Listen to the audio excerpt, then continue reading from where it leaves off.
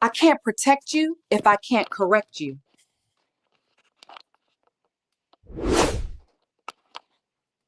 We've got something to share. We're really proud of our product and are excited to make it available on our website.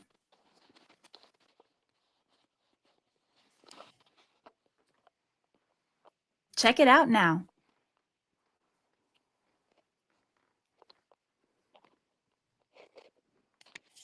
We've got something to share. I'm like, man, who the hell opening up that? Hey, somebody open up doors. Somebody. Yeah, my bad. I'm driving. That's my AC. Hey, it's hot as hell, too. I tried to round the window down. It's hot as hell, dog. I'm like, man, hey, but look, say, man, y'all already know what time it is. It's a Friday. It's the Charm Hour. We here to talk some shit. It's me, your homie boy Drew, aka the Charm Guy. You know what I'm saying? We got Miss T and we got our DEI hires back. Miss T, hey, how you doing? Got that max contract deal. We got Grizzly Adams up in here. Yeah. And we got Mr. Brett Thompson. He's my favorite ad because he's I don't know. He's the opposite of Rob. I don't know if y'all noticed in the chat, but Brett is Rob Blue. You got like Rob Red, and then you got Rob Blue. It's Brett because Brett. Well, hey, he came to argue. He came to debate. He came to bring facts. He not backing up from shit. He stayed on his 10. And you know what? To be on this show, to be in this group, you have to be like that. You can't be afraid to debate. So I'm gonna kick this off like this, and we just gonna get it. We just gonna get it cracking. Trump did not release, or he's blocking the release of the Epstein list. All who have dealt with Jeffrey Epstein. I don't give a fuck about this list personally. I'm just gonna be honest. I never felt like it was really gonna come out. I felt like if the list did drop, I don't think we would be shocked. I think some people would be shocked and hurt to find out who was on this list. If you were YouTube surfing 20 years ago about the Illuminati and blah blah blah blah and thought that shit was fake, the older you got, the more you realize that shit is real. So at the end of the day, I don't really care about it. I think it's way too many powerful people attached to this list.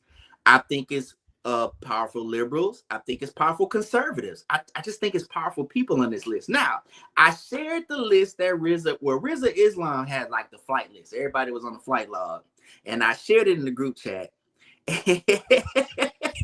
And it was a lot of liberals on there. It was all liberals on there. It was a lot of liberals on there. There was no conservatives on it. But listen, but like so we use this term liberal and conservative, right? We talk about liberals and conservative, and we think that we're talking about righteous people. We're not. Like, none of them are righteous, but there are a lot of liberal people that are powerful and into weird things. I'm just being honest. So I think that it's fitting that they would be on there. But Brett had a little bit of pushback. So Brett, let me ask you a question. Mm-hmm. Do you think that it is all BS, that it could potentially be a case where it's nothing but liberals on that list, or a large percentage of liberals on the list? If the list is majority liberals, if the list is all liberals, 99% is probably bullshit. Real talk. Because who are the ones that are getting arrested for child sex crimes? It's conservatives. The overwhelming majority, and conservatives love to throw that blanket onto trans people, saying, "Oh, you're reading books to kids in classes, and that leads to child sex crimes." And it's 7 times more Republicans in Texas that are arrested for child sex crimes than any trans person. So, I mean, and my argument is always, someone's orientation on how they live their life doesn't necessarily mean it's criminal. You know what I'm saying? It doesn't mean that just because they live an alternative lifestyle that prones them to breaking the law and partaking into uh, dealing with underage children, or sex trafficking or anything like that. So I mean, and basically it's that it's that old adage people say that people that run around and point out, you know, and accuse people of being gay, those ones be secret in the closet. It's projecting like that. It's ones that are that it's basically the ones that are calling people criminals. Those are the true criminals. You know what I'm saying? I mean, from Matt Gates to any plenty other. I could name probably about a dozen Republicans. So you think that is okay? First off, I don't think crimes of that nature are exclusive to conservatives. But like, do you really believe that it's a chance that it's going to be likely more conservatives over liberals committing crimes like that? I have no reason. I have no reason to believe otherwise, because it's mostly conservatives that are the ones that are being arrested for this. Unless there's some huge liberal conspiracy that's protecting the liberal sex criminals. Yes, then it is. I mean, I don't see how it's happening. These people are getting arrested in red states. I don't understand. In Texas, in Oklahoma, Arkansas, Louisiana, they're not getting arrested in New York, in California. They're getting arrested in these podunk red states that they sit there and talk bad about. Bro, you don't think it's any perversion going on in the state of California? Oh, I'm sure there is. I know without doubt there is. They have I know what it is. I know what it is. What I'm saying is that it's not as many liberal officials that's being caught doing this than it is conservative ones. I don't have, like, right now a book that I could just open up and be like, oh, it's 30 conservatives that got caught with essay against kids versus how many.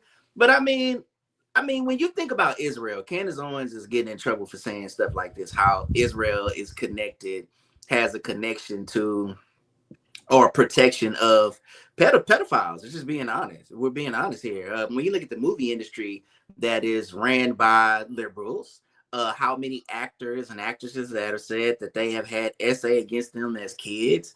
Not only that, you had someone like Bill Gates who was on that flight log. Hey, I'm sorry. I just don't believe that many powerful people could be around a guy like this and not know what he was a part of. You have a big picture of Bill Clinton in a dress. That was real, but Bill Clinton was in a dress. Bill Clinton wasn't in a dress. It was a painting of Bill Clinton. It was well, how the hell did it get there? You think Bill Clinton put a dress on and posed for it? I think Bill Clinton's a freak. We know that. I think Come we on, know that. Miss T, the DEI hire has to talk. Go ahead. Is he so special that he would be the one that they would paint a picture of or a portrait of if he didn't have, whether it's an inkling of association, whether it is the association through actual engagement or knowledge? Like, why would it be him in that? Like, it just, hey, your mic's going in and out, Miss T, so you got to make sure it's flipped up a good way, so because I don't want to miss nothing that you say. You basically saying where there's smoke, there's fire. right. Mm-hmm. Uncle Donald been on 7 of those flight logs. 7. Hey, look, Uncle Orange Donald. But here's my thing. And I want to tell you this because I think the idea, you're not alone. I have another shout out to B-Dog. He has been in my inbox sending me all sorts of liberal silliness for the past year because he believes that I'm a MAGA guy because I voted for Donald Trump and it seems like I talk a lot of conservative talk. But that's just not the case. I'm pressing a group of people that I feel like are just that they're also very corrupt, and that they're Mm-hmm. supposed to be the anti-corruption, but they hadn't been. So why is it that when we talk about super liberal corruption, the response is, well, look at Donald Trump. Well, Okay, yes, we know that's fair. we believe that yes, I believe that Donald Trump is corrupted. I believe he's so corrupt, as I said in the group chat, that he is not going to release that list because his friends who are saying that they're liberal are on that list too. He doesn't want to release it because he's a part of the crowd. There are certain things that he's going to do. There's certain things that he may be for that white men are for. But when it comes down to it, these white men, Skull and Bones, look at Skull and Bones. George Bush and Kerry, what's his name? First name. He was a presidential candidate. He was also, I think, he was a senator. Kerry, y'all know what I'm talking about. Oh, Well, John Kerry, yeah. Yeah, they were both in Skull and Bones, and that's a freaky organization of white men. Like, how do we? Why is the response? Well, look at Donald Trump. He's doing it too. It's all degenerate. Okay, all right. I retract what I say about that. What I said about Donald Trump until it's time to charge. Now, as far man, liberal corruption. Let me tell you something. Nancy Pelosi is I can guarantee you she is involved in insider trading. I mean, without doubt, 99% she's involved in insider trading. She's made way too much money on the stock market and gotten returns. There, you can see what she's made on the stock market because she's part of the committee that regulates them. You know what I'm saying? She was on that committee for 40, 50 years. So when she knows that a company's stock is about to shoot up, she she she buys in. She buys in and cashes in on them. That's corruption. That's illegal, highly illegal. Insider trading and misrepresenting things and stuff like that. That leads to Enron stuff like that. That leads to people's lives being destroyed. Okay, but now when it comes to this, like these pedophiles and it's crazy. It really is. All I can do is go by history. Who has been prosecuted in the past? It's a lot of different people. Do I think Bill Clinton? I mean, I think there's a chance. If you told me that he was on Epstein's list and and he was involved in it, I wouldn't be shocked. I wouldn't be shocked. But hey, he's not the president anymore. You know, I mean, it is what it is. He hasn't been president for 20 some years, 30 years. All right. So while I mean, we can beat we could beat him with a bag of oranges all day. So I mean, what I'm dealing with is people that's making decisions now on our future, and what we're doing, and and that's in control of what we got going on today. That's what I am really, really, really concerned with. Now, I want everybody that's on that list that they have evidence on. I want all of them prosecuted. I really do. I don't care if you liberal, progressive, or conservative. They need to. Child molestation is zero tolerance on that. I don't believe in that. I don't believe in that at all. And I don't believe in letting people slide because it was a long time ago either. I don't believe in statute of limitations on that either. But I don't. I mean, it is what it is. Now I think Donald Trump he's protecting either himself, which I'm thinking, yeah, I'd be more shocked if he wasn't on the list than if he was. Um, I think he's protecting himself, and I think he's protecting a lot of his investors, people that invest money into him. So it is what it. I mean, it's. I mean, let's just lay the cards on the table. I think eventually he's going to publish a list that's going to be highly redacted, highly edited. You know what I'm saying? It's going to be ridiculous.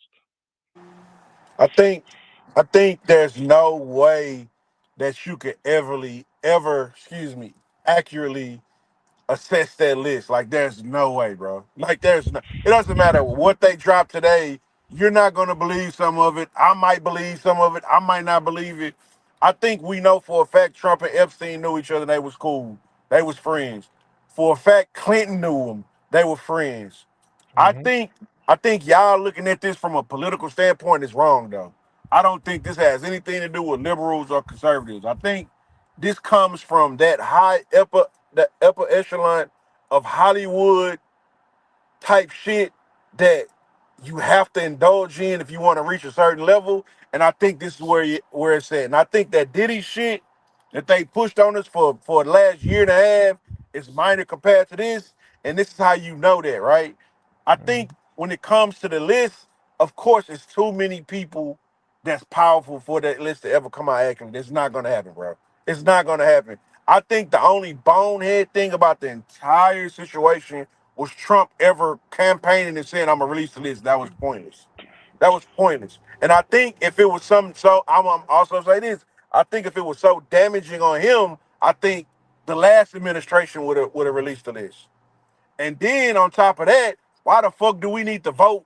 Why do we need anybody to release a list like this? Why is this just public knowledge? We didn't need to release the list on Diddy. We didn't need to vote for that. Just release the list. The fact that we talking about voting to release a list that could possibly be a list about pedophiles or going to an island where little kids are having sex with grown-ups, the fact that that's a vote that lets you know how corrupt the government is as a whole.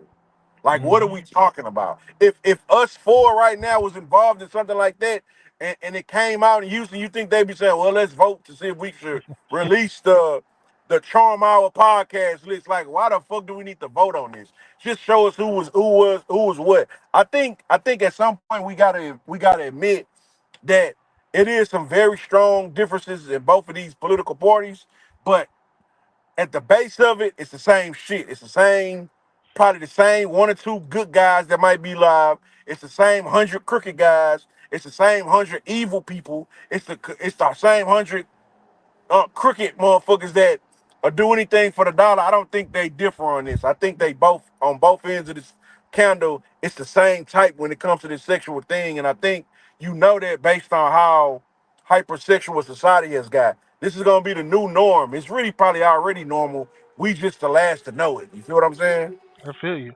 All right, Drew, how do you feel about on the vote? All the Democrats voted to release the list. All the Republicans shot it down. All right, I'm gonna let you answer that, Miss T, and then I'm gonna come in. So, what are your thoughts on that? What are your thoughts on? I'm gonna pass this to Miss T. What are your thoughts on all the Democrats saying yes, release the list, and the Republicans saying no? Well, I mean, when you look at it for face value, it almost kind of looks like anybody that's a Democrat is obviously innocent and has absolutely no ties, or they feel like they don't have any ties that incriminating. But you mean all? So you mean like it is literally split down the middle? Yeah. Everyone in the House Democrats voted it to be released. Everyone who voted, there was like 5 people that didn't vote on like a total. You know what? I feel like, well, you know what? In consideration to knowing how the Democrats have been, how they've kind of not, like, they haven't really been solidified as a political party. I feel like as they should been, they're one up. Like, I feel like to be split down like that for everyone to have voted in the House like that, I feel like this is kind of like a chess move. And I mean, me personally, I would want to see the list too. But if I know that I'm on the list, or even if I'm not on the list, I have ties to people on the list that goes down this rabbit hole that leads to other things that we are unaware about. I wouldn't want the list out either. But I feel like that's very interesting for it to be split down the middle like that. Um, I just kind of feel like this is, oh, I'm going to get my lick back. And I feel like this is the way that the Democratic Party can do that. Now, the question becomes, let's just say, for instance, they win and the list does come out. What are you going to do with that? Like, what are you going to do with the information if it were released? Like, where do we go from here? Well, first off, here's a more important question, okay? And let's first off, this is a multi-layered conversation we're having, Mhm. because I'm gonna let me answer this real quick because Brett asked me a question. What are my thoughts on that? I think everyone is full of shit.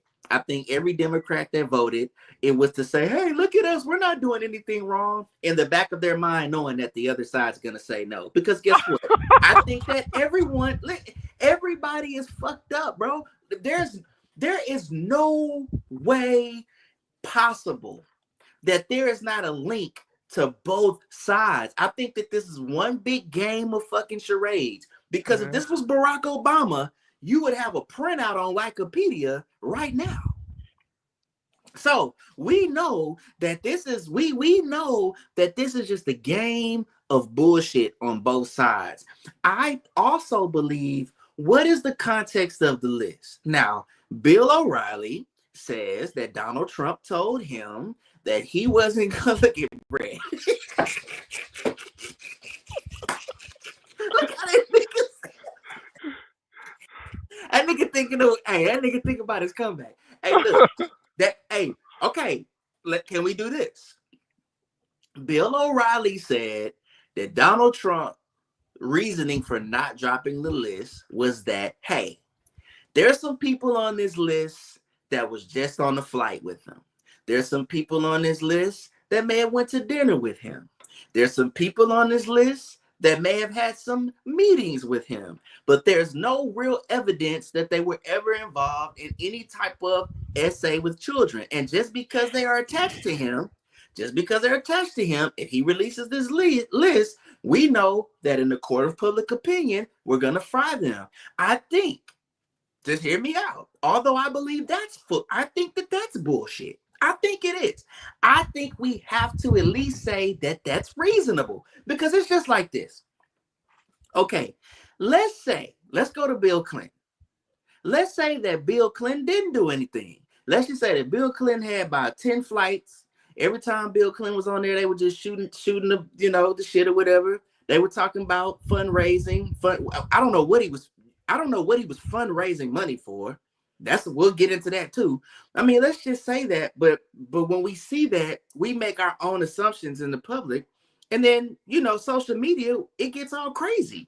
We make it a big thing in his life, or anybody hey, Beyonce was on that flight too. Beyonce's on the flight log. She is. Beyonce's on the flight log. Entertainers, all sorts of entertainers on the flight. We're not saying they did anything, but they're on the flight log. So is it possible that he's not only just, you already said this, protecting himself, but he's also protecting your favorite artists? Your favorite artist is on there. People favorite. Hey, what would y'all do if LeBron James was on there? What would y'all do if LeBron James? Is LeBron... I know Courtney got something to say about that. Hey, come on now with the brun. Come on now. Hey, but I'm gonna say this though. For a fact, it's a bunch of entertainers on that list. It's just how it plays out. Like, I think this is less a political aspect and just more of the who's who, and you indulge. And I can see maybe it's a few people that's on that list that may not have indulged in certain stuff, but I also see, like, why the fuck would you be on that list going anywhere with him, as if he has any business outside of any legit business outside of what he was doing. So it do look kind of shaky when you think about some actors or entertainers maybe on that list. You feel what I'm saying? Like, I just don't trust it, bro. I'm gonna be honest with you. As a whole, I don't know if you're gonna get the honest answer about it right now. You feel what I'm saying? Yeah. I just think it was crazy for him to say he gonna release the list and then don't release the list. Like, I think that's crazy. But I also think that if they felt like he was down bad for it, I think they would have released it when they was in office. You know what I'm saying? Via versus, what was it, 2022 when they lost the House, or whatever? It was 2021. I can't remember. They lost the House. Yeah. It was 2020 in 2022. Okay. Yeah. They lost the Dems lost the House in 2022. No. They held the House in 2022 and they won the Senate in 2022. Mm-hmm. Okay, so I've got a question. Let's spice things up. Hey, the United States government is worth trillions of dollars. The United States government has a bunch of money. Okay. Mm-hmm. And in the federal government, there's a bunch of money floating around. We were just having a little offline conversation about that. We talked about Nancy Pelosi and her inside trading. We've talked about all this money that floats around. There's enough money on both. Have you guys ever seen Distinguished Gentlemen? Yes. No, I never Go seen watch it. Distinguished Gentlemen with Eddie Murphy, and there's this part where he sits down with this guy, and he's pretty much getting the lowdown on what it's like to be a congressman in Washington D.C. And he's talking about money. And this is a very key. These movies in the 90s did a good job of illustrating the corruption in government, because he's talking to Eddie and says, hey, if you vote this way, I'm just, paraphrasing. I haven't seen the movie in a while, but if you vote this way for this person, you get this amount of money. He said, but what if I vote this way? Well, if you vote this way, you get that amount of money. So it was kind of like, wait a minute. So no, if I could vote either way, I'm still going to get money. I'm still going to get some type of money. Correct. So do we really feel that on both sides, no matter what it is, do we feel like these people are super righteous? Do we feel like, I mean, you have lobbyists, you have money all in the government, even in local government. Do we really think that you can be, here's my question. Can you be a righteous politician and not succumb to the wanting of money or the desire of money? The answer is yes. I can name two. I can name two that don't. That don't discuss it. Bernie Sanders and Beto O'Rourke. Neither one of them. They ran grassroots um they grassroots campaigns. Do they have money? Yeah, yeah. They grew up with money, you know, but they're not controlled by dollars. They're not controlled by lobbyists, by like big pharma and and the tobacco companies and or any type of lobbyist. So you can do it, but your your passion has to outweigh your greed. Real talk. And I believe both of them. I'm good. I'm good with both of them. I'm good. I'm good with Bernie Sanders. I just wish he was a little younger. I think Beto is full of shit, but we'll get to that because I know you've mentioned him before. But I think, Yeah. hey, you're an Irish guy switching your name to Beto to appease Hispanics. I'm sorry. I No, think no, he's full of shit. I mean, you'd be wrong by saying that because Why does he call himself Beto? because that's the nickname he was getting. He was born in El Paso. There's a picture. I can post his picture when he's like his preschool school picture, and he has a shirt on that says Beto. I mean, what office was he running for then? Who was he trying to please at 4 years old? You know, so That shit's artificial intelligence, bro. no, bro, it's one of them old school pictures like at somebody's grandmama house. I I promise you. think he's That, I that, that think that got the yellow tint on it. hey, when they Yeah. asked Beto about reparations, do you remember what he said?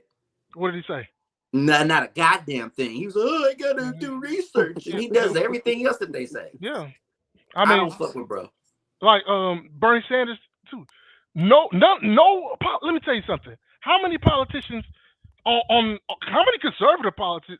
I don't want to do whataboutism. How many politicians, period, are for reparations? None of them. None of them. They Yeah. all full of shit.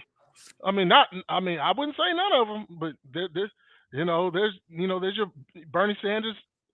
He says he doesn't want to give the check. He says he wants to do it in a different way.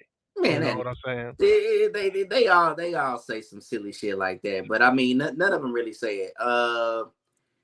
Miss T, are you there? Yeah, I'm here.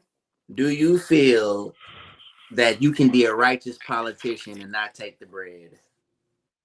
Uh, yeah, I think it's far and few in between. And I think kind of like what Brett said, I will use Bernie Sanders as an example. I mean, you can't influence him with something that he already has knowledge about, and that's money. And if we're Hmm. talking about money being the root of that evil, if I'm coming from, let's say in my heart, I really want to, because in the beginning, hey, I really want to major in political science. I want to be the change the world sees, and I have all these plans and I have this agenda. So I'm going in with a clean heart, but yet I'm coming from a rough upbringing. I really don't have much. I need to get recognized. I want to keep my seat. I want to get my name out there. Now I'm at a crossroad, and it's like the money is in front of me. And what am I going to be willing to sell? My soul, my ideas, my ideology, my morals, my ethical compass. And I feel like the sacrifice is always, what are you willing to sacrifice? And I feel like a lot of people are willing to sacrifice, and all it takes is a little bit of money. All they have to do is show you more money than you've ever had. And that doesn't even have to be millions and millions of dollars. But when you come from a family with money, such as himself, they're teaching you about money and how to use it as a tool along the way. So as you go into politics, you really can run your own show because you're not dependent upon the strings of the money that they're going to offer you or give you. So do I think it's possible? Absolutely. Do I think it happens often? No. Well said. Well, I'd like to make an announcement to the Illuminati right now. Dear Illuminati, I can be bought. I need some money. I would like to own a Popeyes franchise, meaning that I can walk in and get as much chicken as I want when I want. I would Oh also my like a God. watermelon patch so I can go out and carve up some watermelon. And I would like a dime piece with Harry Cootie Cat, and I will be willing to do whatever you guys need me to do. But I will not take anything in my rear end, which means I will remain a virgin of the butthole. Okay, so moving on to the next thing. Nah, I'm being silly. I think that when you get into politics, I think there are levels. I think there are things that you can do. We talked about Edward Pollard on here. Did we? We hadn't. I would say that he's right now an outstanding politician. He is doing things locally that needs to be that we need to give reverence to. First off, for those of y'all that have never been to Houston, Bissonnette, you probably heard about Bissonnette. It's the Blade. Now, a young lady asked me what the Blade was the other day who didn't know, but the Blade is street term for where sex workers are found, and there are usually pimps involved. He was able to clean that up in the city, and I think we should give him, you know what I'm saying, kudos for that. I mean, he deserves Bravo Zulu because he did a great job in doing it. Go ahead, Brett. Oh man, I appreciate you, man. You're showing me that you can look at a Democrat and say he's doing good things and actually value what he's actually doing. You know, he's Thurgood Marshall, Texas Southern University. So you know I ride with him. So Right. but like but yeah, man, but I applaud you on that. Sometimes I think you're really partisan. Like you're But if it's Democrat, no matter what. And I think you like on Beto, I think you look at disqualifiers and then you like that's where you draw the line. If they're doing one thing that you don't like, you be like, I'm done with you. You know? no, in Mm, fact, I'm glad that you're talking like this because we've okay. got some shit to get into, Brett. But Okay. the more you talk to me, you'll realize that I'm very much so centered. I didn't get okay. So for everybody tuned in, if you tuned in before, y'all know we got a Charm Our podcast. We have welcomed Brett into the organization. He did have to do a sacrifice. He did have to do some Illuminati stuff that we can't talk about. So he's one of them ones. Now I'm playing. No. But we allowed him into the group chat. And so he asked me who I voted for. For those of y'all that's been tuned into the channel before, y'all know I said I voted for Donald Trump. And I voted at the Shrine of the Black Madonna right off MLK. And it was one of the proudest days of my fucking life. But listen, here's why I voted for Donald Trump. I voted for Donald Trump because, and I'm going to say this again, my vote for Donald Trump is not because I'm MAGA.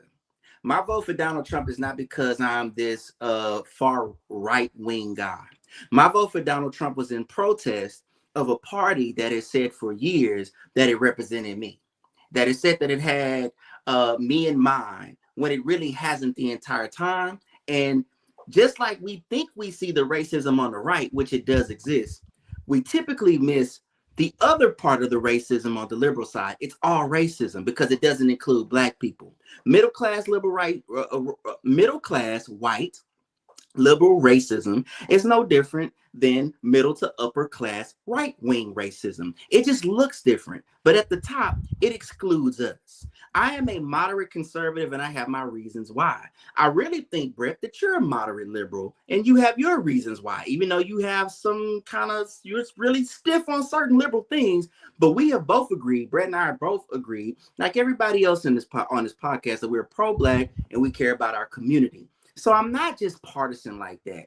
I did it in protest. I have critique of the Democratic Party. I think they're full of shit. I think they've always been full of shit. And I think that they are part of the white systemic racism supremacy that we've had to deal with this entire time. The difference is the right wing are going to let you know, hey, I just don't like your Black ass. And we're going to do what we want to do. And this is how we're going to do it. So that's why I went that way. Let's talk about programming of Black Democrats or this black democratic ideology programming us and taking us down right off the goddamn cliff and into the canyon. Let's talk about Barack Obama and Michelle Obama.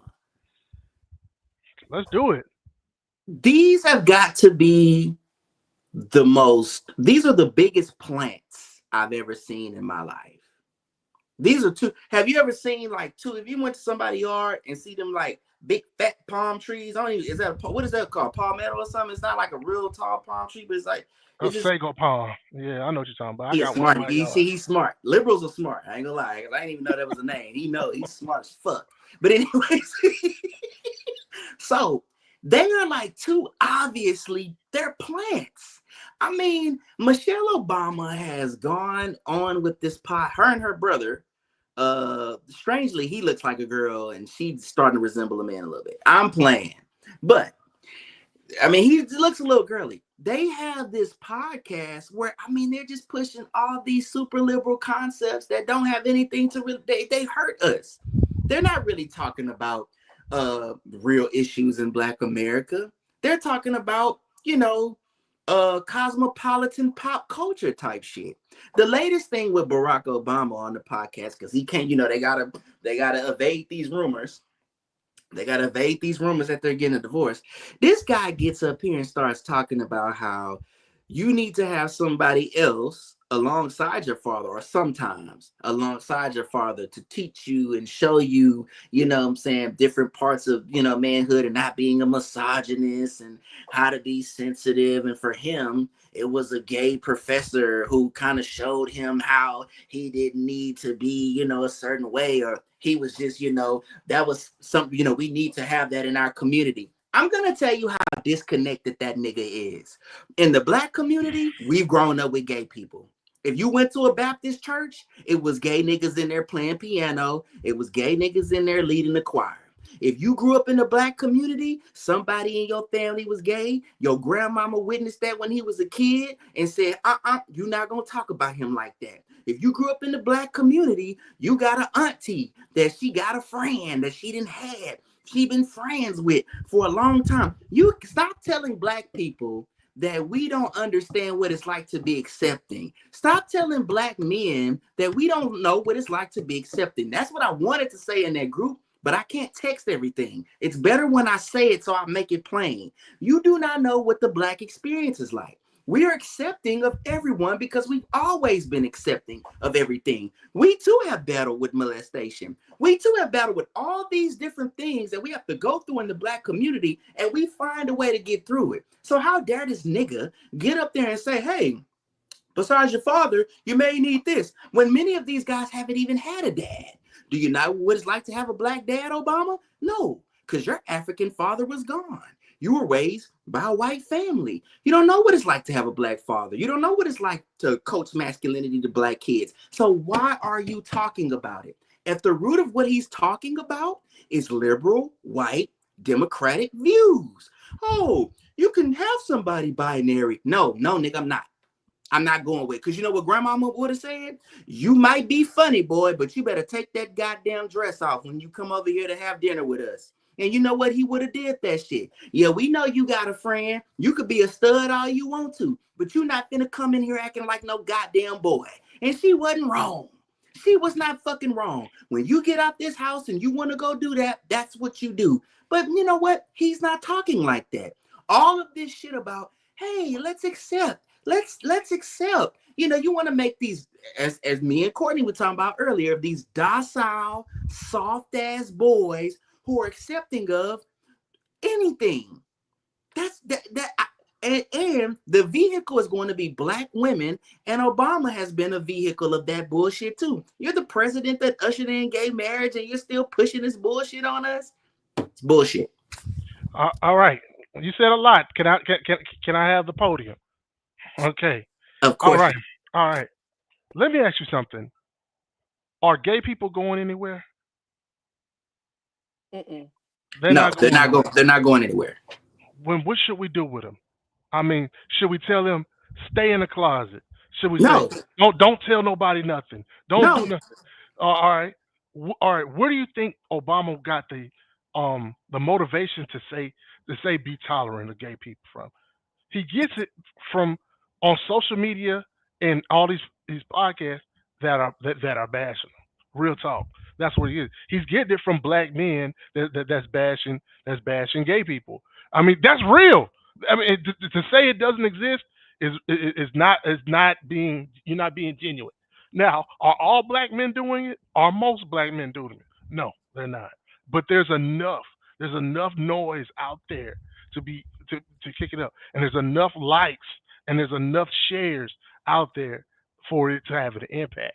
And Obama's like, man, okay, I mean, y'all basically on some bullshit talking about we need to get rid of gay people because they out here molesting these children and all that.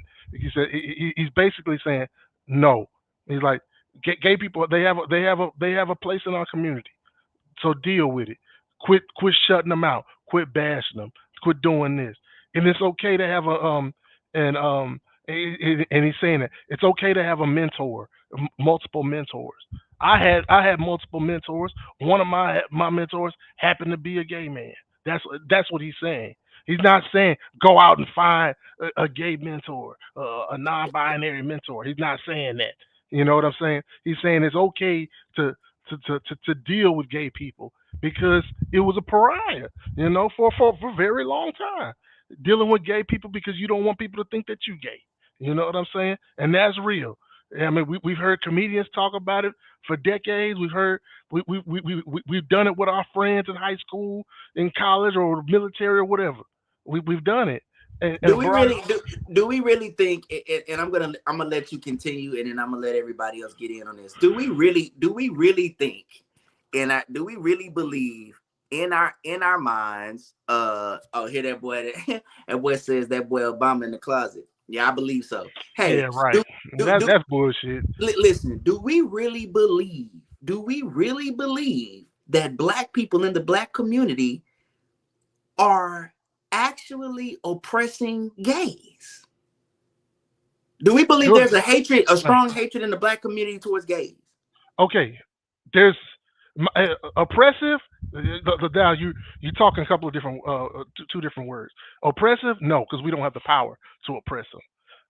Are we upset? Are we accepting them or hating them? We're not accepting, and we do have hatred. I mean, it's real. As a community, we don't we don't accept gays, and it comes from our Christian background. You know what I'm saying? Real talk. We were taught at Sunday school, with Vacation Bible School, that homosexuality is an abomination. It is what it is, dude. I mean, that's real. I've heard it. You've heard it. We've all heard it of growing up, and then we look at it and we look at it in a non-accepting way.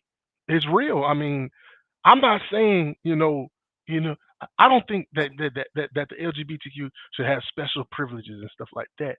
But I'll go to war. And Barack Obama didn't give them nothing that we don't have. He don't give. They don't have nothing that we don't already have. But giving them a place to not to be discriminated against and and and beaten up and attacked, and giving them the opportunity to to for their spouses to have insurance, and that's basically all Barack Obama did was give them that. I mean, I don't think there's nothing wrong with that. I mean, it is what it is. I mean, there are people, and they have an impact on our community. I have a question. Do you think that you can separate character and sexual orientation? Uh, you breaking up? I couldn't hear you. Okay, can you hear me now? Yeah. Okay. Can you divide character and sexual orientation? Yes. Okay. Well, why is that important? I'm saying that because here's the thing, and I'm talking about the advice part. And I'm gonna include that in with the black church. Okay. The church we went to, we grew up at St. John. Right? I know growing up, there were some I knew just were a little off, right? Like I just knew that they had it in them. It may have been unspoken, but we knew, right? Now, that's different from getting advice from someone that might be that, and they're in the closet, awesome advice, and you're like, oh my God, they mentored me, they showed me this, they showed me the ropes, they helped me do this, they helped me explain that. I feel like they need to have someone in their life like that in their corner to help navigate your path when your logical parent is able to do so. And then years later, you find out that they were actually a homosexual the whole time. Does it negate or does it wash away the good advice or the good teachings that they gave you because of their sexual orientation? And that's why I asked that.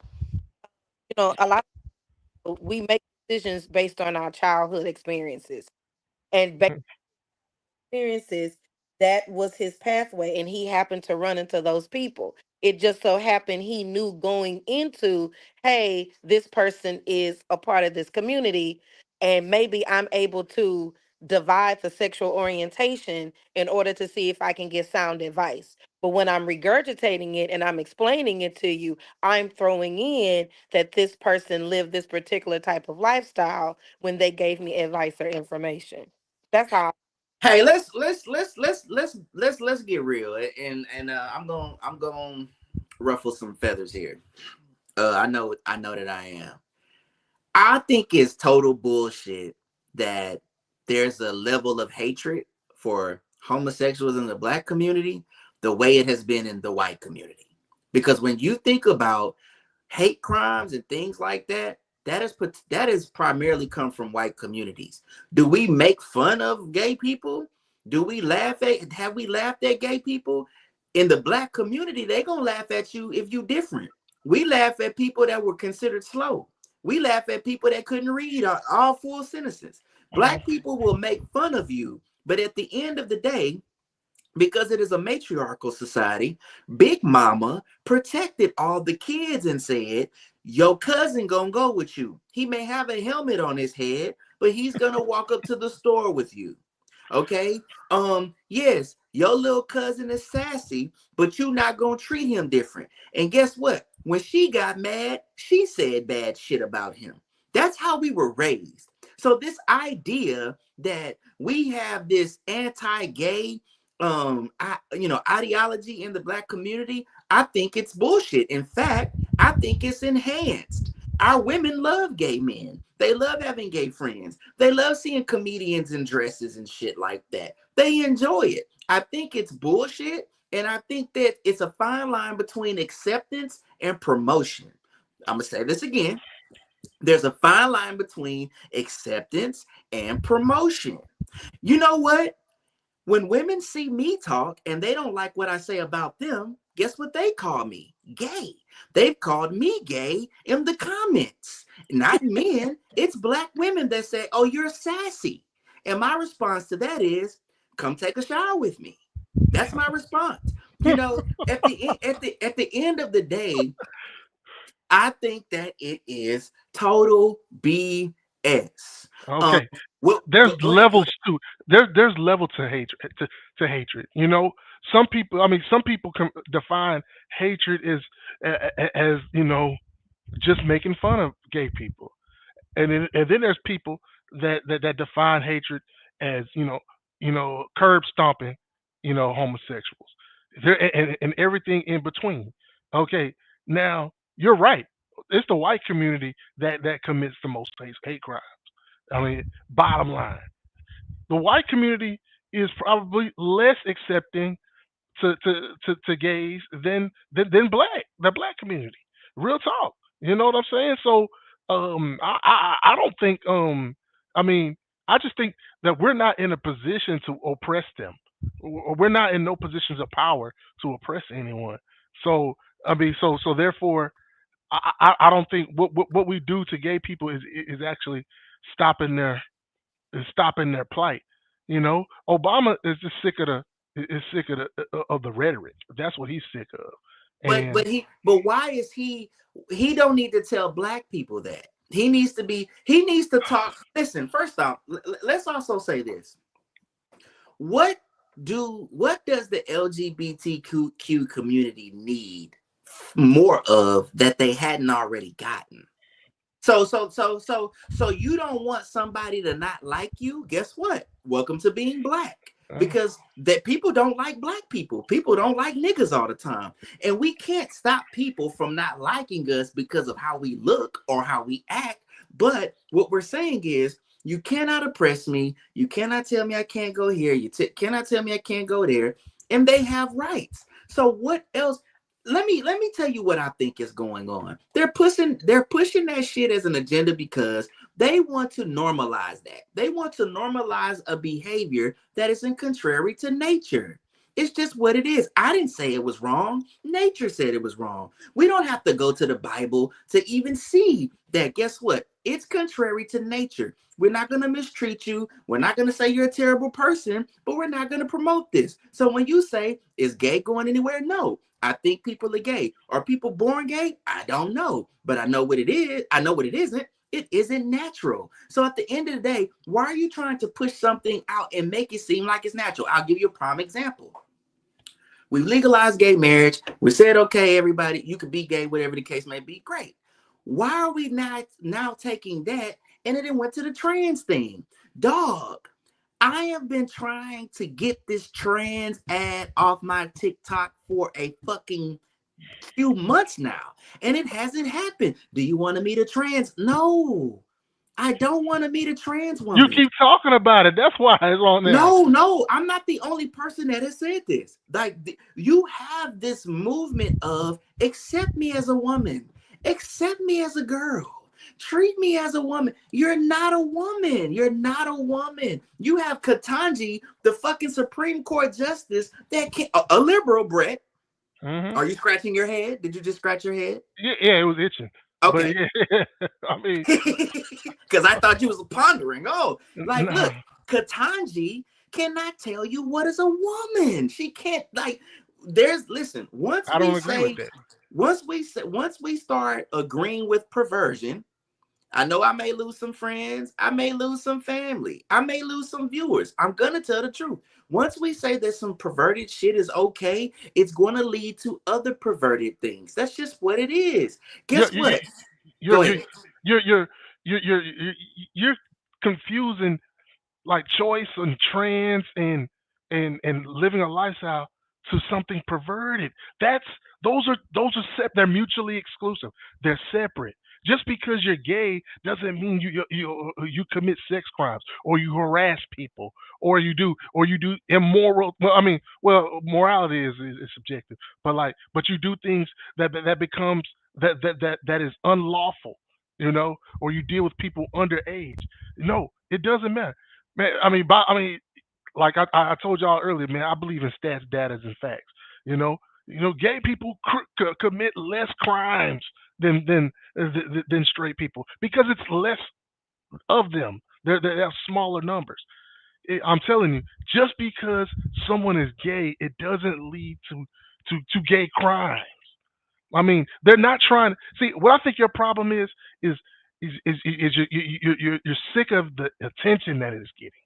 I mean, Yes. I agree with that. I think they go overboard with it sometimes. And a lot of times in our movies and in the commercials and stuff like that. I think they're trying to shoehorn it into a lot of situations. But what I'm saying is this: just because they get representation, it doesn't necessarily mean they're trying to make people gay or trans that isn't already have those feelings. Why are there gay trans books for kids? Why gay trans? What's the name of it? Tell me the name of it. There's several books. For one, give me the names. There was one that and the authors. There was one that was removed out of the Spring Branch school district, I believe. That was something about my daddy having two daddies. In fact, there's an educator on this panel that we saw it together, and it was removed. What do you mean the names of it? You can Google this. These books exist. All right, you're right, but there are also books that are removed simply because there's a gay character in it. No, You know what I'm saying? we talking about books that talk about me having two. Okay, I'll give you a personal. I'll give you a personal experiences because we'll go here. I was watching I forgot what this little cartoon was with my kids. This was some years back. And two zebras showed up with kids, and the two zebras were men, and they had kids. That's not even natural. Why are we showing kids that? I don't know. Oh, what channel was it on? Or what was it on YouTube or what? This was like I believe this was a Disney. I believe it was a Potato and Chip. Potato and Chip. That's a real cartoon, and it happened. You don't think why are kids being introduced to this subject matter? Yeah, I don't believe in it, and none of this stuff is in any curriculum. And I'm sure Miss T would tell you that they don't have I mean, they don't have any curriculum to teach, you know, you know, trans this, trans that, and it's okay to live your life a certain way. It's just not in. Now, do you have rogue districts that go off and do wild stuff by like having drag queens read books to kids? Sure, yeah, there is. That's Like, wild. why in the fuck do we have drag queens reading books to kids? Why? Because our system and people are fucked up. It's the same reason why we do nothing about school shootings. You know what I'm saying? I mean, that shit that's causing death to our children, and we don't even address it. We just say thoughts and prayers after 100 kids get killed in a school. I mean, why do we do anything that doesn't make sense? Hey, you are truly a liberal politician. This nigga moonwalked from he did the I don't. Michael I Jackson get. side. I answered the question, and I didn't dodge it. I also gave it a here is equivalent. my no. Here's my accusation. This is what I believe, and people can call it religious dogma. People can say that I'm some super Christian, whatever the case may be. I'm not afraid to say that I'm a Christian. I'm not afraid to say that I believe in what the word says. And I'm not afraid to say that I believe that marriage is an institution between a man and a woman. And I'm not also afraid to say that the only sex that actually exists is between a man and a woman. Everything else is some shit that we're doing. It's not sex, okay? I think everything outside of that is also perversion. I believe that it is an evil idea, concept, and entities that would love to program children into believing before puberty that they are homosexual and that they can participate in this lifestyle and be happy. When you have all these kids that have remorse for cutting their dicks off when they get to a certain age and said, I shouldn't have did that. You have these women, there's stats on, you say you like stats. There's stats on people that are remorse for that and kill themselves. There's one woman who was After a they turned lesbian. 18. There's one woman, huh? Yeah, they did it after they turned 18. Nigga, what? It's not kids doing it. It's not Hey, kids. look. It's not kids doing it. Okay. When they become adults. Yeah. When they You're become right. adults. You're right. They, it's called trans regret. I know. okay. Yeah, So that's real. look at this. So not only that, did you ever see that story about that woman who was a lesbian who decided to live her life as a man? And she said the one thing that she learned how lonely it was and how depressing it was, and she eventually committed suicide. Mm-hmm. Okay, what do you think that is? First off, also, we need to go look at the origins of a lot of the material when we talk about these different names and where they come from. They come from white people. That's the other part. That's what I want Black people to start understanding when they defend a lot of these liberal ideologies. Where does the literature come? Where does this come from? It comes from I forgot these guys' name, but I actually have done some extensive research on this because I plan to present this on the show. There was a some German doctor from during Nazi Germany who did study of different, sexuality groups and whatever. He was himself bisexual, homosexual, and they wrote these books and they tried to give scholastic view to it and make it seem like it was normal. Okay, that it's not normal behavior. I don't care. Listen, I get it. I know people don't like that. I understand that. You don't have to hate someone for that. You don't have to discriminate or chastise someone for that. But we can't continue to have this society where we're saying that this is normal behavior, because what's happened now, it is translated into other things that isn't normal. That's what I'm saying. And what I'm telling you is, my stance is, this is being pushed, it is an agenda, it is a program, and it's not good specifically for our community, a community that has 31% marriage rate, a community that has had all sorts of things just damage it.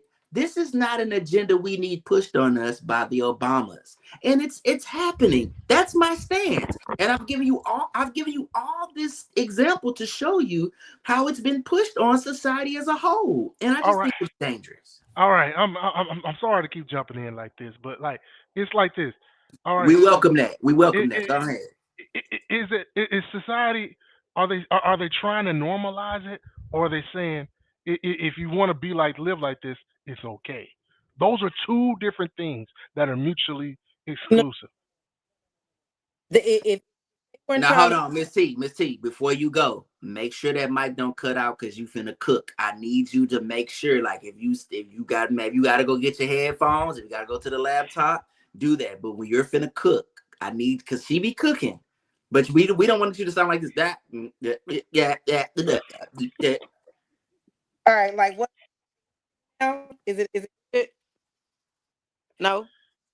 No, I mean I can hear you. Just make sure you might need to go horizontal so your microphone isn't getting blocked, or you know what I'm saying. I just want to make sure because we want you to cook. We know you finna cook, and I want to get Taz on this show too. By the way, I need while she's getting that all figured out, and I'm gonna let her get in. I do want to say I want to get an ISUPK brother on here.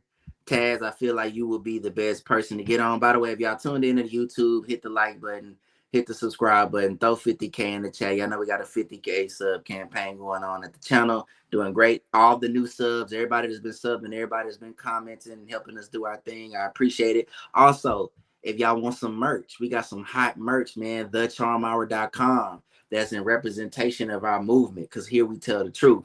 But I want to get Taz on the show because I want to get an ISUPK representative to talk some spirituality and Black identification. So he's out there commenting, he's participating in the show. But Miss T, are you ready? Yeah, yeah, I'm ready. Okay, go ahead. Okay. I strongly disagree with that is that is the whole intent, is to normalize it.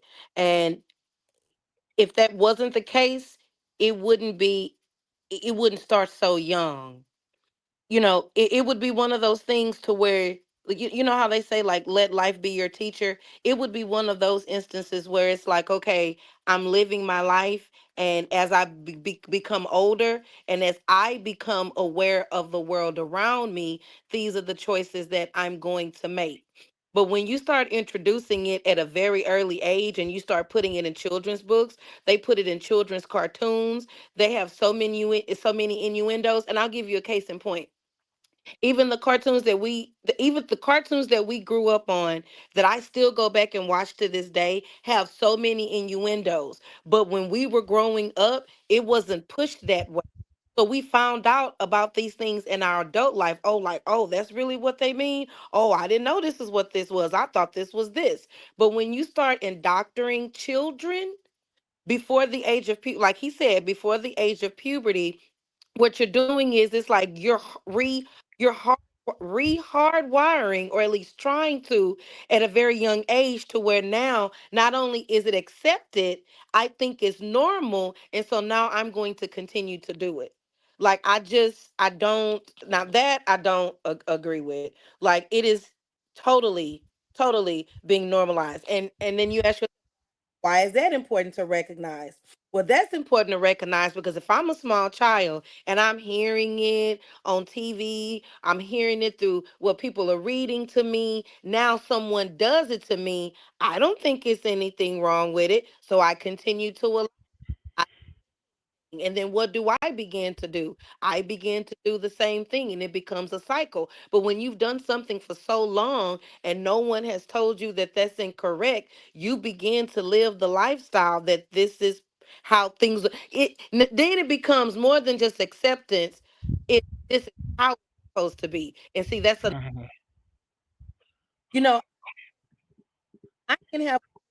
I'm just something up. I can have a friend who is a homosexual, and let's say they get married. And it's like, okay, well, I may accept that from you because that's the life that you chose to make, but me accepting it doesn't bring it to the next hierarchy that this is how it's supposed to be. Because I'm still going to have my mindset on how I feel it what I feel would be the right thing to do, or what I feel decision that you made. I'm accepting it because I love you as an individual, but that doesn't mean that I have to take that acceptance and turn it into that this is how it should be. I don't think that little kids need to be their eyes need to be open into things before they're ready to truly understand what it is. So it's everywhere. Like when I say it's everywhere, it is everywhere. And let me also hop in and say this, because I know Brett, he thinking right now all the shit he's gonna say to us. But I'm saying this. Let me say this. I spent a long time as an Uber driver, and I want to say one of the communities that is the most generous, the nicest, least problematic is the LGBTQ community. So when I say these things, we don't want anybody to hop in the comments, or we don't want any super extremists to say, yeah, and turn it into a hate message. That's not what we're saying here. We can still walk in love and not agree with your behavior. So like I said again, I'm talking about I've picked up them all. I've picked up trans too. None of them were disrespectful. I've been hit on, and even when it was like, hey, that ain't this type of party, they were respectful. Okay, so I do not think that this is an aggressive, dangerous community. What I think is dangerous is the social engineering and program of normalizing the behavior. That's what I think is dangerous. I don't think they're dangerous. I think their behavior being normal is dangerous, because here's what's going to happen in the future. Everybody got on me when I was like, hey, I also agree with the conservatives on this part. I think they got to start reversing some of this LGBT stuff. I'm not saying, hey, they want to get married, get married. If they want, the oppression, I don't want to damn them to hell. That's not for me to do. But this trans situation, they better get a lid on it, because you know what? A man that's only seen trans women his whole entire life, and he believes that these are real women, how is he going to know the difference between trans women and real women? How is he going to know? In the future, see, look, me, I know what to look for. I want to see saggy titties, stretch marks, all kinds of shit that women have. Women don't have perfect shapes. Real women do not have perfect shapes. Real women don't have box booties. They don't. Real women don't have these cartoonish shapes. I know that because I've seen real women. I've had intercourse with real women. I've had children from a real woman. I've watched a baby come out from a real woman. A kid that hasn't seen that, not gonna know. And he wants affection, and he wants love. And he sees I would like to call the GMO version. He sees that and he thinks, oh, that's a woman. You're gonna have this. Think about this. 50 years from now, we don't get a lid on this. You're gonna have men preferring that or dating that. If they don't get a chatbot, they're going to be into this. I think that is insanely dangerous. And guess what you're doing? You're playing with God's creation. Listen, I'm not here to be an evangelical. I'm not here to convert anybody. But the one thing you can't beat is biology. You did not create it. We are arrogant as people to think that we can control something that we did not create. You cannot beat biology, but often we'd like to. That's just what it is. So I think that the behavior is dangerous. Okay. All right. Let me ask you this. All those hundreds of people, those that's LGBTQ that you drove around in Uber, they were all, I'm gonna assume all of them were adults. Okay. Do you think they had feelings, gave feelings when they were a child, like when they were 5 or 10 years old? I can That guarantee. I cannot answer that. I don't. Miss T? He able to answer that, but I can guarantee you at least half of them in their childhood had some experience with some type of homosexual act or molestation No, or no, no, no, no, no, no, no, no. What about thoughts? Like they liked a little boy liking another boy, a girl liking another girl. Do you think any of them ever had those thoughts when they were 5 and 10 years old? yes. Mhm. Okay. What should we do with them? Should we tell them that's wrong to have the if a 7-year-old child says I like a 7-year-old boy says I like a little boy in my class. I really like him. I think he's cute. Should we should we tell him I he's have the wrong perfect. or I he's have the perfect should answer. we tell him okay? Should we tell him he's wrong? Should we scold him? Should we whoop him? Should we discipline him? Or should we say it's okay to have those feelings? Go I ahead. don't think it's okay to validate the feelings. What I think you should do is I think that you should explain it in such a way to where it makes sense to where the kid has an understanding that boys and girls go together. Why is that important? Because that's how you create families. Why is that? Hmm. Like you have to explain it like that to where it is in the present, but they have some type of understanding of if I don't do it this way, these things that can happen. Like Hmm. if you're 5 years old and you're having those, if you're having that thought, the question becomes is what was it that had you to even think that way in the first place? Because it's just hard for me to believe that arbitrarily a kid is just going to just like someone in that manner of the opposite sex without having some level of experience, whether they either was touched themselves or either they've seen it. But because when you're okay, let's say someone that's like 5 or 6, Hmm. puberty opens up the doors to a lot of feelings and emotions. Like that's like the onset. You can begin to reproduce. So how is it that you can have those strong feelings way before the stages that you can even get to even reproduce to say that you have a sexual attraction to someone of the same race? I'm sorry, someone of the same sex. How does I mean, I like little girls when I was 5, when I was 6 and 7 years old. You know, I'm sure Drew would say the same thing. You know, the girls on the playground, we pulled their braids because we liked them. You know, that's what and we like. why did you do that because you innately liked girls, or did you do that because you grew up seeing a man and a woman functioning together? Or even if you didn't see them functioning together, you knew that there was some type of relationship that needed to be had between a man and a woman. Did you see that? I saw that. I had great role models in my parents. You know, my grandparents. But um, but I don't know if that influenced me to like girls. I like girls because that's what I liked. Hey, this nigga, I'm telling you, dog. Hey, he is amazing. Hmm. I mean, I, That He I be don't can't think hear you, Miss T. I don't think I'm straight because I was taught to be straight. I'm straight because I like what I like. no, you're straight because that's the natural inclination that you should have. That's the reason. That's the reason. Hmm. All right, Miss T, and you Drew. breaking up. Anything Mhm. that's natural is not. There's what is the saying? Some in the milk ain't clean. That needs to be purified. So wait a minute. You don't. I have a question. This, like, dude, you're expanding this conversation. You do not believe that you are heterosexual by design. You believe that it was a gamble, like God was shooting dice and was like, "Hey, No, no, I this didn't nigga say. gonna be." No, I didn't say. I didn't say God made me straight.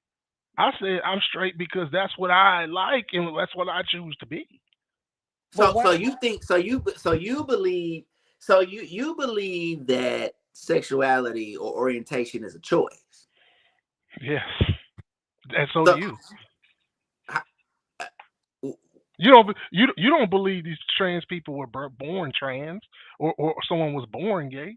You think they made the decision to be gay somewhere along their life, right? Yes. Okay. Same with me. No, no, it's not the. Listen, choosing. Okay, and I'm gonna tell you why. Because all I have to go off of is evidence. Hey, I didn't create this universe. I did not create reproductive organs. I'm somebody. If you get to know me a lot more, I love evidence. I Mm-hmm. believe testing in everything. Even the Bible, even God wants you to test the spirit, seek ye the Mm-hmm. kingdom. So you ask questions. I love to ask questions and I go off evidence. Evidence tells me that according to how the physical body is, when it merges and comes together, and we have procreation, that a natural order is there. And that natural order is for men and women to get together and procreate. There are things that have to be in place. There are chemicals that need to be in place. There are attraction that needs to be in place. So I believe that I was designed to be this way by a higher order of something.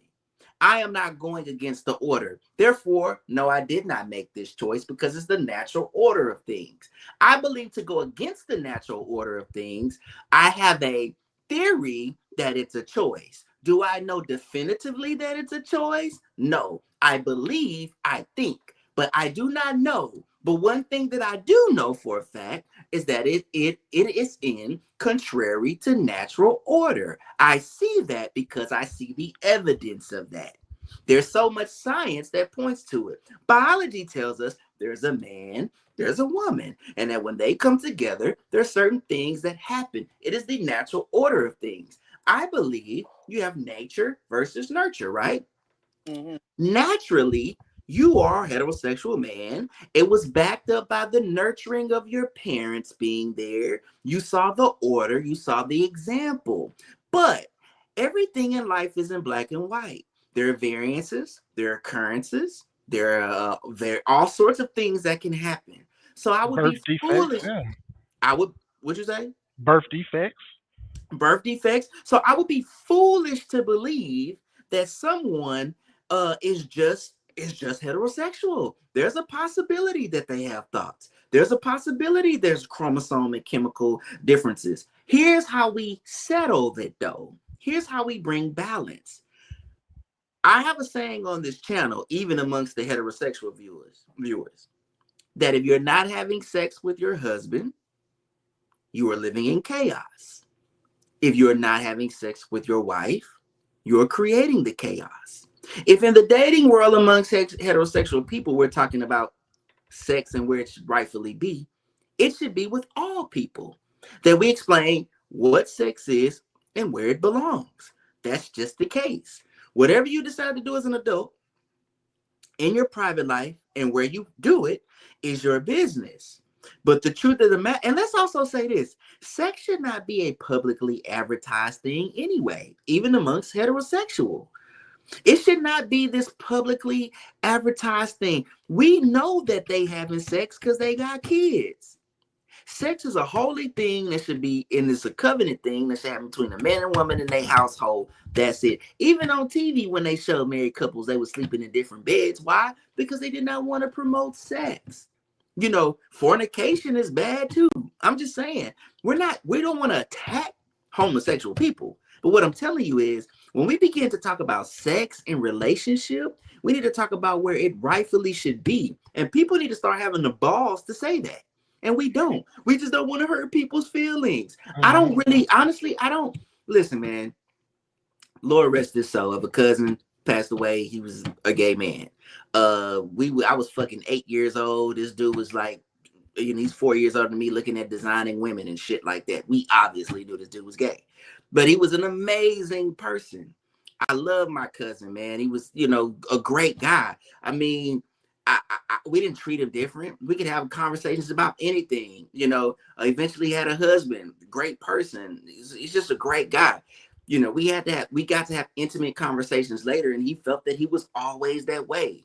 So I can't say that he's lying. I can't force an incident of abuse on him and say that's why he was what he was. I can't judge him. But all I can say is, for quite some time, he, like many other people, feel as though they should keep this a secret, or they don't feel like they're normal. Why? Why is that? And listen, we don't. You about to walk through the door. I mean, go ahead.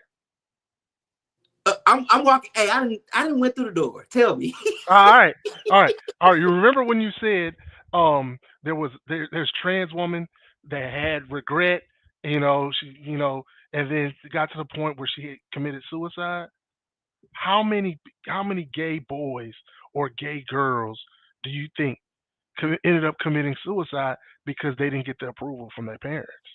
Their parents Oh, told them. Do you probably think? probably a lot. Yeah, probably a lot more than trans because there's more, you know, straight up. I mean, that's the wrong word. Of gay people than there is trans, gay and bi, stuff because of trans. So like what I'm saying is this. What I was trying to get was like, who has those thoughts as a young person? Like, should we? I'm not saying that you should encourage it. You can even encourage it.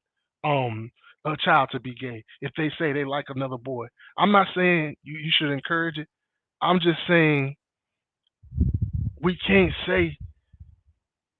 I think it's hard to sit there and tell a child that they're wrong for feeling a certain way, because that's when they grow up and have fucked up feelings about stuff, and they become, and those are the ones that become, sexual, uh, have sexual issues and become sexual assaulters. You see what I'm saying? Because you got people that grow up that have sex crimes because they had issues when they were young. I know somebody's gonna want to twist this. Somebody's gonna twist my question, and they're gonna like, why is he comparing that?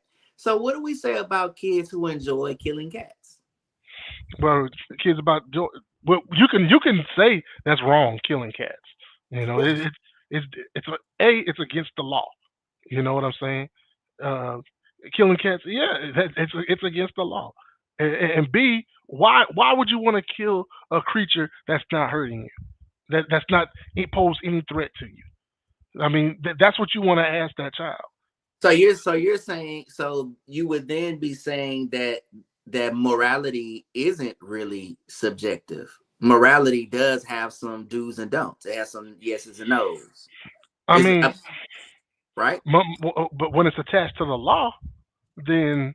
But so if there is no law, is it cool to kill cats? If there is no law, that's a loaded question. But what? Yeah. I mean, where is the law not to be able to kill cats? Hey, let me ask you a question. Do you believe that internally there's some signal that happens when you know something isn't right? Yeah, that's your moral compass. Okay, so do you feel as though a moral compass exists within inside all of us? Absolutely. Okay, so with that moral compass, there is right and there's wrong. Mm-hmm. Is that right and wrong exclusive to just killing, or is it right and wrong to stealing, right and wrong to making some lying, right and wrong to making somebody feel bad? Would you agree with that? Yes, I would agree. Okay, so is there a right and wrong with sex? Is there a right and wrong with sex? When it comes to moral compass, I say no. Not so the Epstein list doesn't need to come out. Thank you, ladies and gentlemen, because there's no right and wrong with sex. No, because I also said when it's consensual. Now, Epstein lists are having sex with people that are younger than the age of consent. That's wrong. So what's the age of consent? In America, I think it's 15 or 16. Yeah, 16. Okay, so I believe it's higher than that. I think it's like 17 in Texas. All right, 17. Yeah. In different states, believe it or not, it's different in different states. So, do we think that R. Kelly was having sex with people that could consent? I don't. I mean, to be honest, man, I think I thought all the women were over 18 that he was, except for Aaliyah.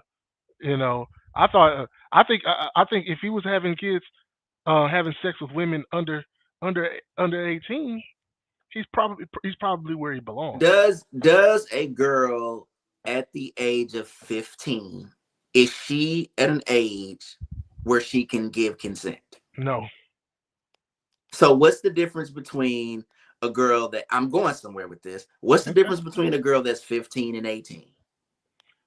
The law says that she is not an adult that can make adult What about decisions. our moral compass? That has nothing to do with the law.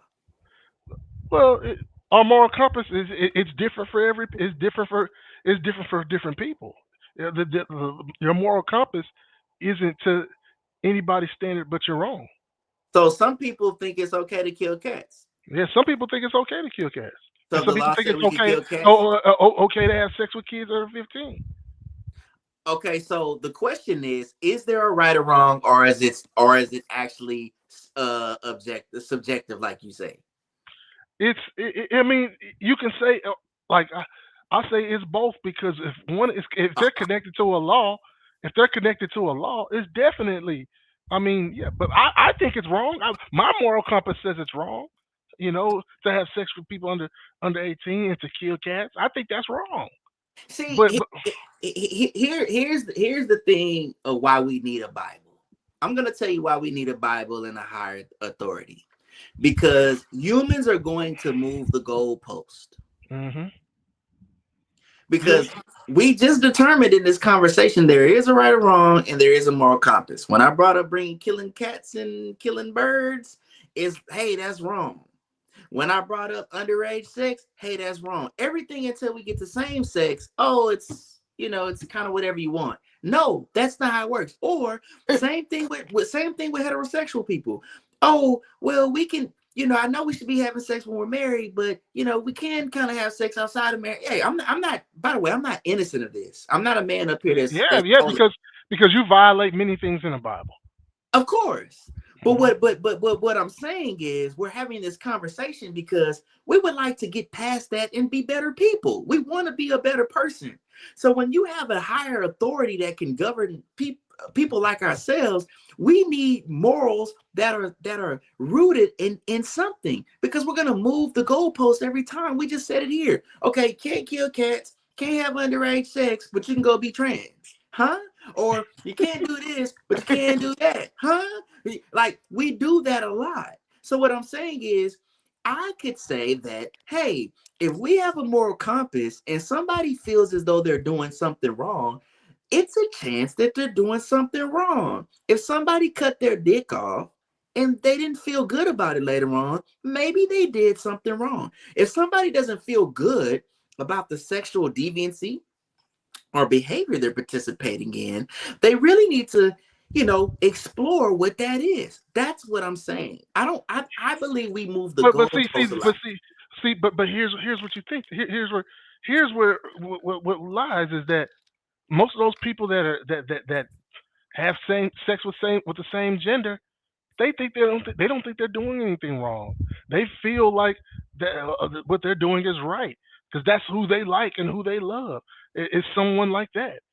Now, some people that are trans, they say they just don't feel like a woman, so they feel like they're a man. They feel like they were born in the wrong body. Okay, Who am let's I? Who am I to say no? You're wrong. You're this. You're this. Yeah. If you want to be, hey, my thing is, if you want to be a woman, you can be a woman. If you want to be a man, you can be a no, man. you can't. Just don't bring it to my front door. Okay, well, listen. Can I come out right now and tell everybody something? I want to come out right now. I'm a white man named Mr. Richard. That's fine. If you feel that way, yes. I mean, I want y'all to start calling me Mr. Richard. Rachel Dolezal was on the front line for 25 years with the NAACP as a black woman.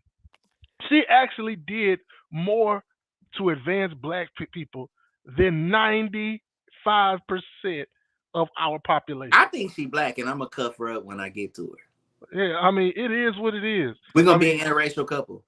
I mean, if you want to feel that way, that's fine. I'm being funny. But I mean, I know you're being funny, but like, I mean, if someone wants to be who they want to be, I mean, but no, it's a free country. At what point what point are we enabling? Like, dude, listen, we can clearly look in this fucking camera right now and see I'm a bearded man. Why would y'all even let me go outside saying that I'm a girl? Like, hey, Because I'm a girl. Everybody, what he it's feels like a borderline, girl. it's borderline Karenism to say to try to dictate how you should feel. God damn. No, we've taken away boundaries so people can be accepting and normalize things that should not be. All you have to do is erase the boundary line, and anything goes, and that's where we're at. Okay. Here's an example. When we're born really. Okay. So when the Bible says we're born into a world of sin, we're born doing wrong. This is the reason why child rearing is important, because you have to tell them, no, no, no, don't put your hand in the socket. Oh, no, no, no, don't do this. Oh, no, no, don't do that. You have to program that right frame of thinking. So if it is applicable to discipline, why can it not be applicable to human nature? It's the same concept. It's a teaching. I may not feel like going to work, but no call, no show is not going to put me in a great place. You see what I'm saying?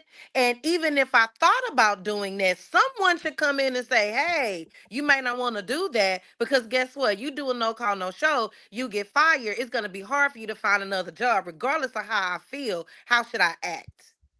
You're right. You're right. But we are born with a free will. We are free agents.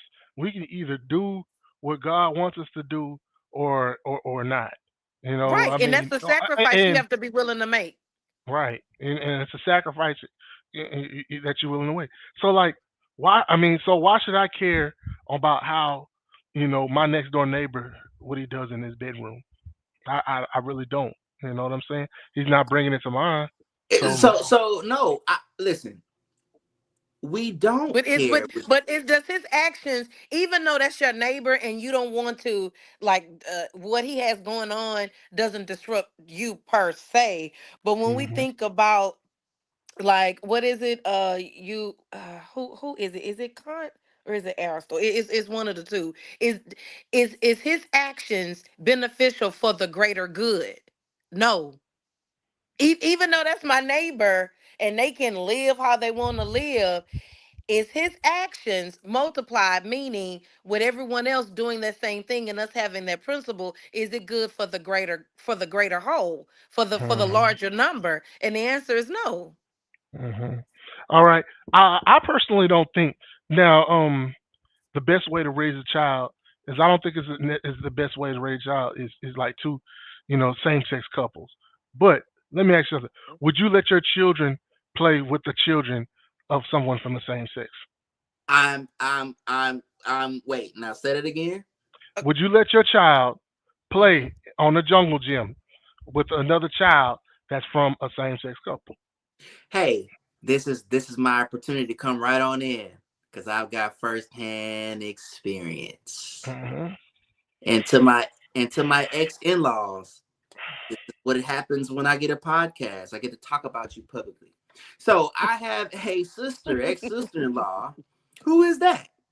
She has children in the same sex environment, and my children, that's their cousins. So the answer to that is yeah. I mean, yes, my children have cousins out of same sex situation. Can I be honest? I think it's confusing. I've always thought it was confusing. I was always against it. I didn't think it was very good. It's very odd. Children ask a lot of questions because they don't understand it, especially when they have parents, a two-parent household. There are a lot of conversations that are introduced so early on that I have to explain to them because they don't understand it. Why do they have two moms? What's going on over there? Or guess what?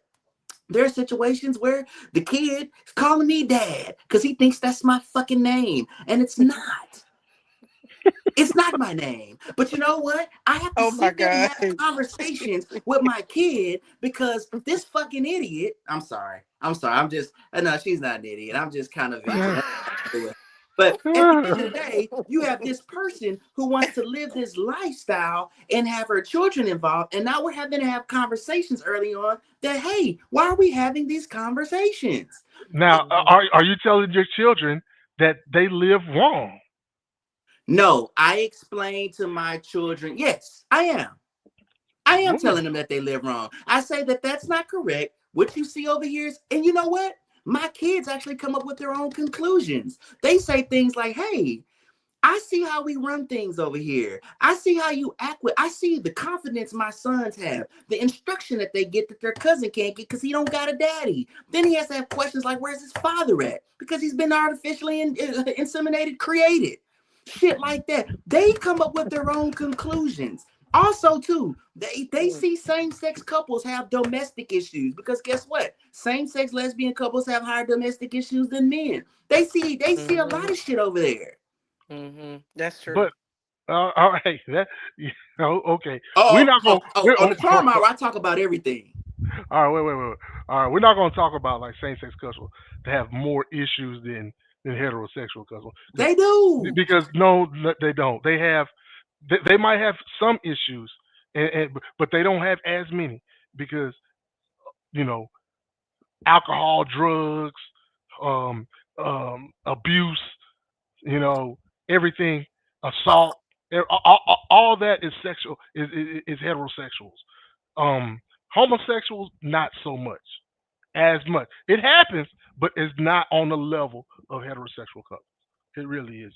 And now, as far as this, you're opening a can of worms. You're right. If you tell your child that the way what they're doing is wrong over there, what's going to happen when they get on the playground? Your child is going to tell that child their parents are wrong. Let me ask you a question. Do you have any kids? I do. I have a daughter. I have 6 children. So I have 2 teenage boys that bring these kids of today are a lot smarter than we ever were.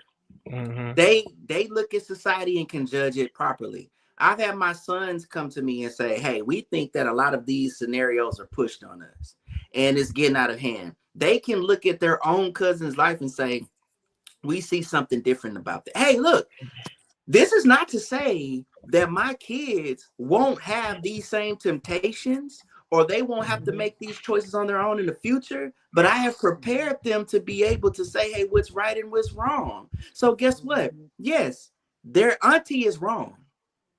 They know that that's wrong. What's wrong with calling it out and say it's wrong? Because they can see, I'm a results guy. I like results. Don't tell me what you think.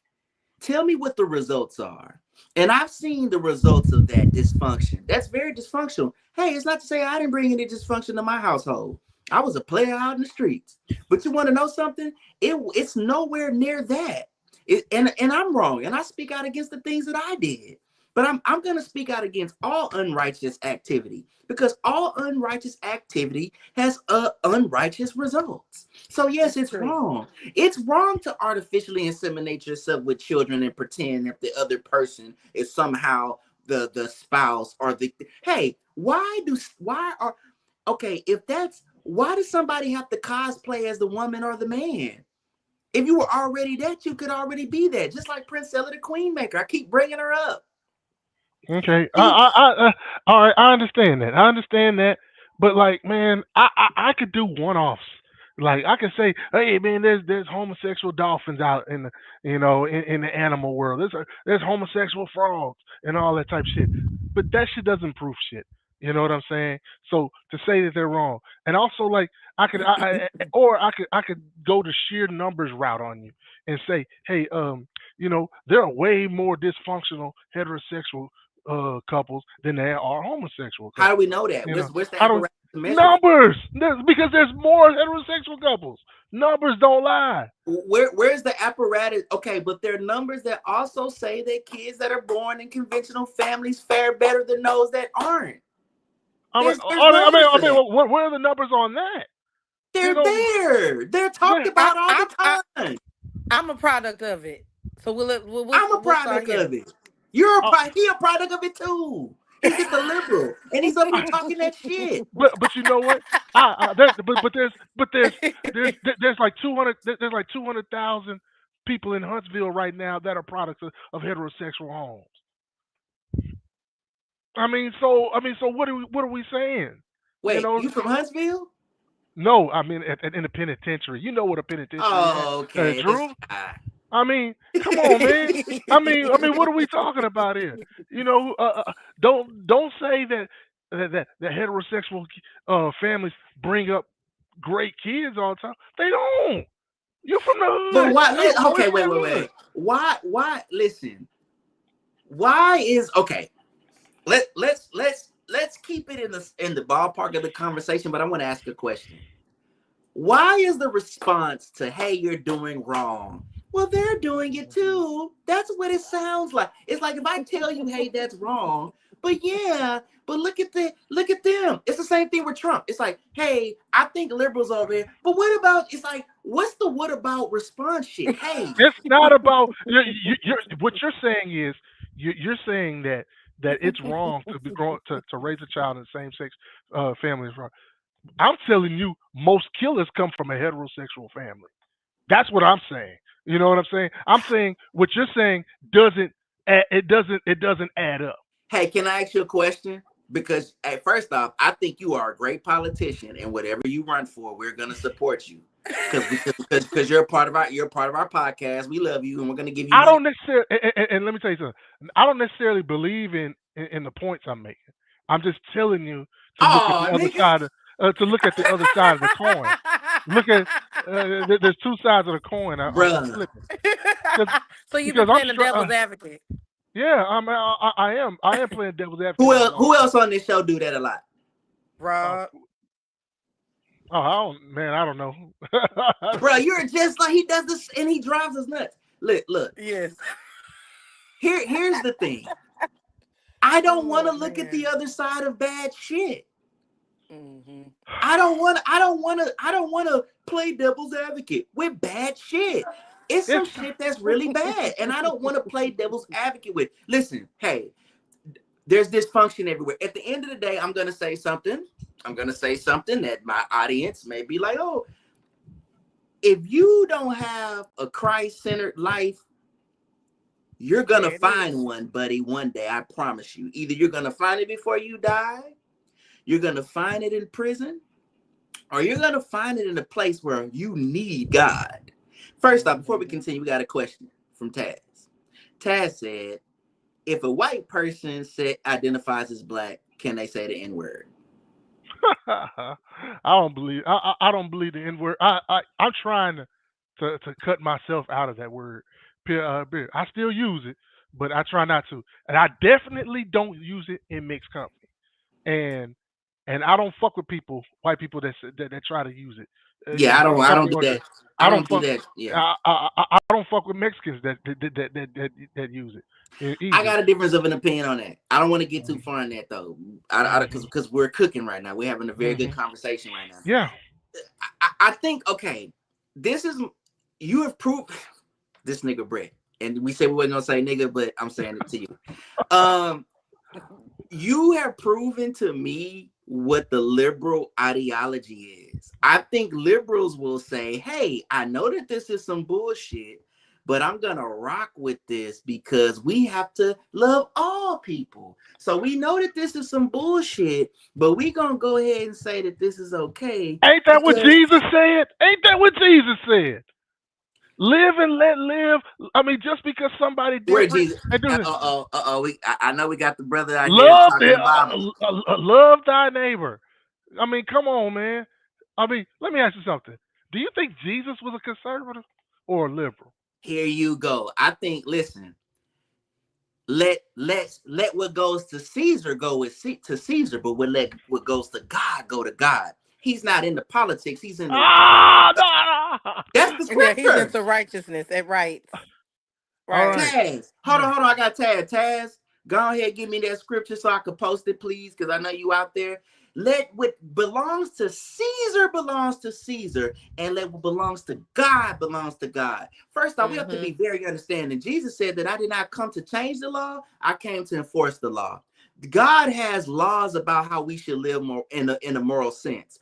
He's Right. very specific about marriage. He's very Mhm. specific about sexual immorality. He's very Mhm. specific on these things. Paul Mhm. even goes even more in detail in this as he continues into the New Testament. I do Mhm. not like when people try to reference Jesus or reference the Bible to back up bullshit that liberals push, because they do that. All Conservatives right. do Well, it too. or what about when conservatives push it to pack up their I bullshit? just said it that they do it too.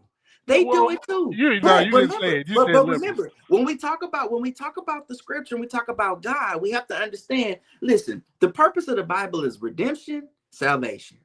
Redemption, salvation. It has nothing, and redeeming us from immorality. That's all it's about. It's not about, hey, Jesus would have, this whole idea, Jesus would have came and said, hey man, y'all want to be trans? It's all good. Come on, he would have said no.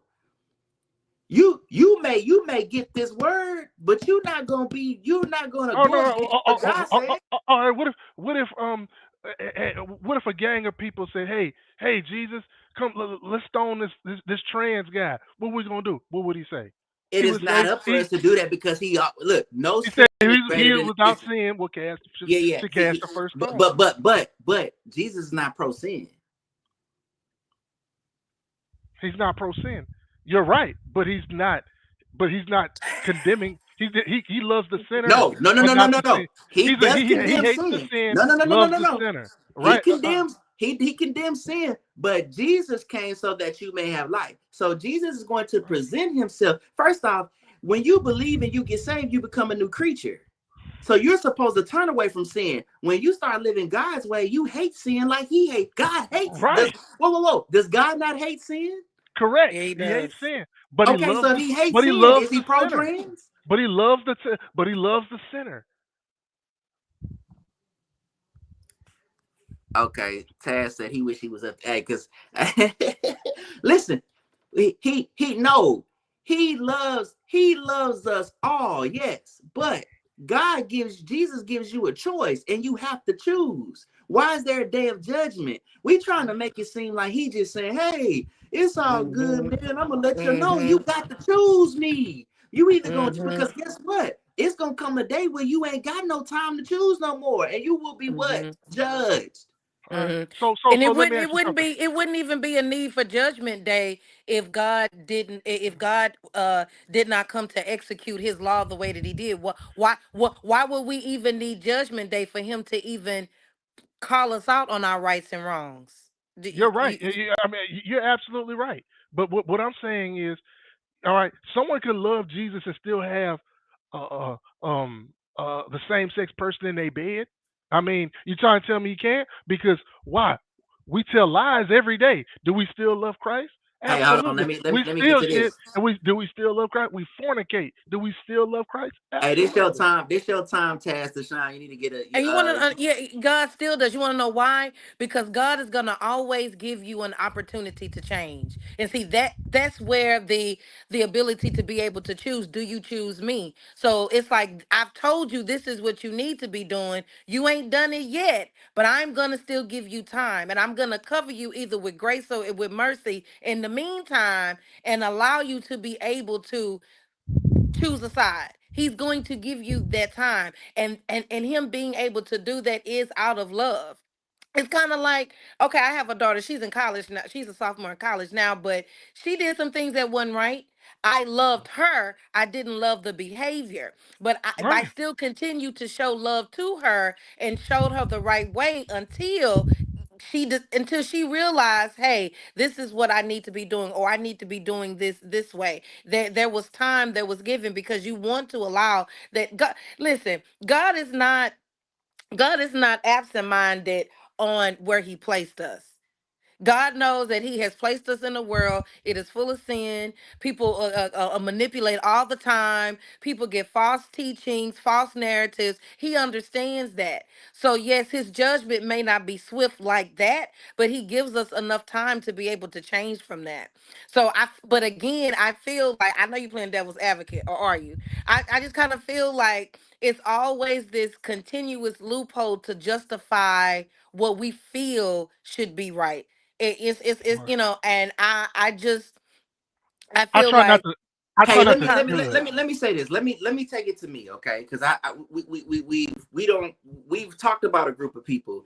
I was married for over 20 years. mhm, I committed adultery often. It was wrong. mhm, God gave me a lot of time.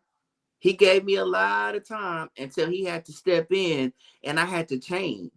And once I mhm, really changed and sought it out for myself, and I said I was tired of the lifestyle, I don't live that lifestyle anymore.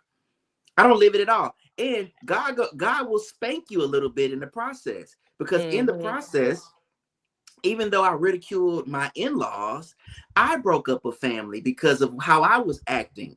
And it was in contrary to scripture. And mhm, if I wanted to get my family back or get some of these generational curses, so to speak, that this oppression that be over my family, I had to align myself. One, I had to get into the scripture. If you're mhm, not reading the scripture, if you don't read it for yourself, you don't know what's in there. We just be talking. And I had to pray over my family in hopes that God comes and heals and restores my family because I was living a terrible lifestyle. Yes, when you were fornicating out here, this podcast is birthed out of a lifestyle that I lived. And that's why it's here doing what it's doing today because I said, hey, I'm going to use my platform to tell my story and help people. And even though it's very secular, at the root of it, it's a changed person here that you see changing right in front of you. And I'm able to reference these words. You cannot circumvent that word. And when you live contrary to it, you're going to bring damnation to your life. And I did that.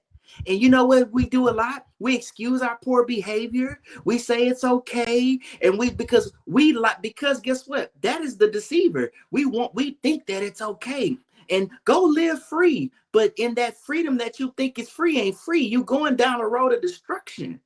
I'm at way more peace than when I lived a wild lifestyle of being this player. I don't be just talking shit on the net, dog. I know a lot of people out there in TV land think I'm talking shit. Nah, nigga, I didn't did it at an elite level. It's niggas on there that think they doing it at an elite level, and I didn't did it with no money. So when they get up here talking about you need money, nah, I ain't. I was broke, doing it the way I want to, but it was a life of sin. It was terrible. Okay, you have these people like Dr. Cheyenne Bryant. Oh, Dr. Cheyenne Brown, I'm so glad we can segue into you, who mentions the Lord, talks about God, wants to talk about relationships, and Paul Pierce pointed out that she's a side piece.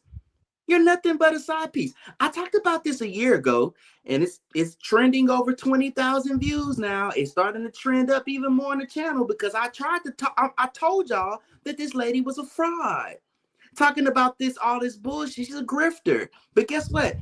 I know she's full of shit because she's never been married.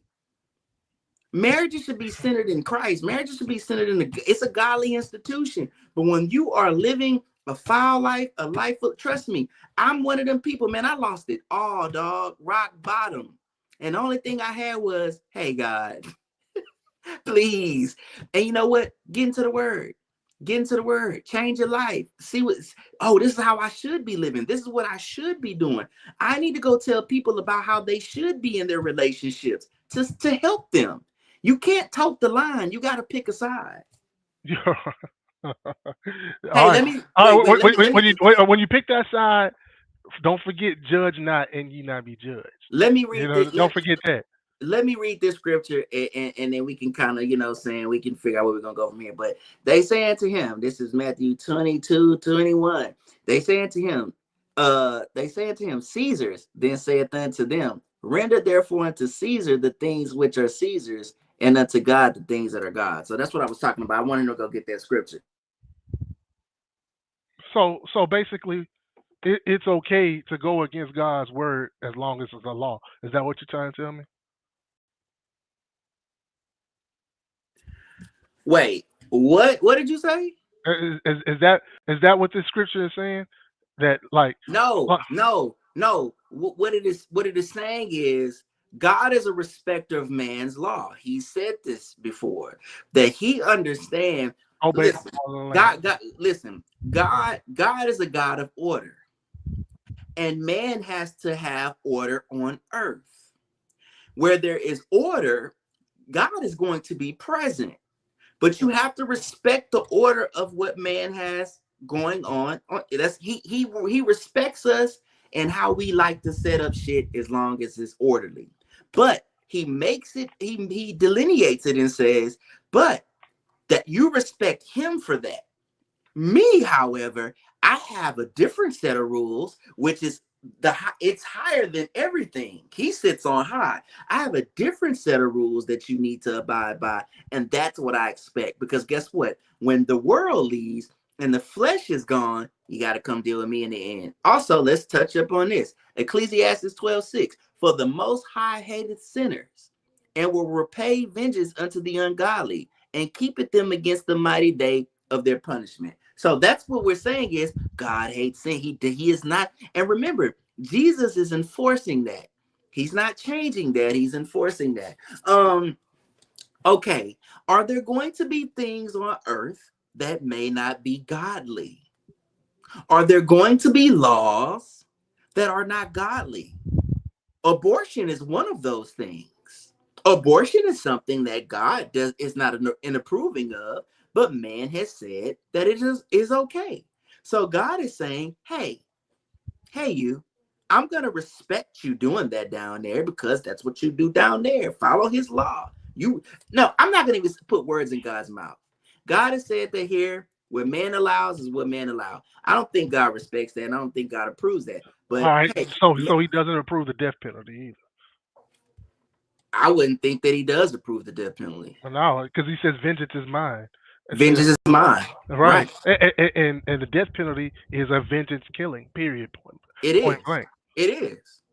Yeah, it is. Vengeance is his. So there we are. We're doing with Caesar. Hey, whatever Caesar got going on is what Caesar got going on. But anybody that's approved, that has approved, when we go see God or when we get in the midst of him, then he's going to judge us the way he wants to judge us. You're right. I got you. I'm with you on that. I mean, but what I'm trying to say is, I think we as people, we try to put levels to sin, and there is no levels to sin. A little white lie is just as bad as a murder. You see what I'm saying? In God's eyes. So Taz, while you out there, can you bring up the scripture about sexual immorality? Because you just brought up something good. So you said there's no greater sin than the next. So here's the question: right. We all ready for this? Because we finna ask a very hot question, and we need Taz to bring this up. So Taz, I know you out there. I know you're gonna bring up the scripture. Is homosexuality a sin? Mm-hmm. The Bible says that homosexuality is an abomination. Abomination is something that God hates. Okay, so I'm gonna ask again. I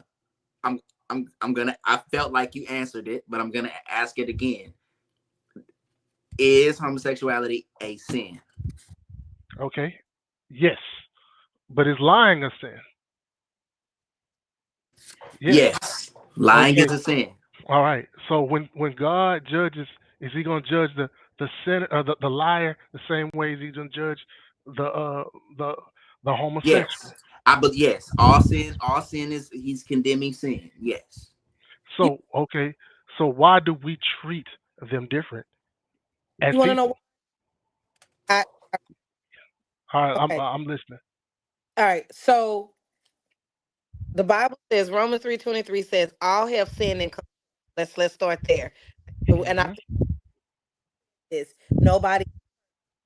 Now, even though there's no sin greater than the other, the question is, are you making a lifestyle? Okay, case in point. I may lie on Monday. I'm not lying. Like, oh my God, I probably shouldn't have told that lie. I'm not making it a lifestyle. I'm doing something wrong. But when we talk about homosexuality, that becomes a lifestyle. That is something that you incorporate. Why we look at sexuality differently than somebody stealing a 25 cent piece of bubble gum or somebody. I have to disagree. Miss T. That is being intermittent, whereas the homosexuality lifestyle is ongoing. So it's All kind of right. like Mhm. a part versus someone that's doing it intermittently because you have time in between to help corral their behavior to what's. Now, I'm not saying that this is the 100% answer, but things I feel like that's what we do outside of the biblical is we try to. Mhm. You're living like that. I'm not a living liar. Everything equate that. You gotta fix that mic. Oh, in, Okay. in order Let to him cook. I ain't gonna lie, he might cook you on this one. Hey, you, this you, nigga ain't you already, smile. Hey, this nigga ain't smile the whole time, but that nigga lean back like I'm about to cook your ass up. no, no, it's not about cooking. It's about it's about what's real. Okay, because people lie more than they have sex.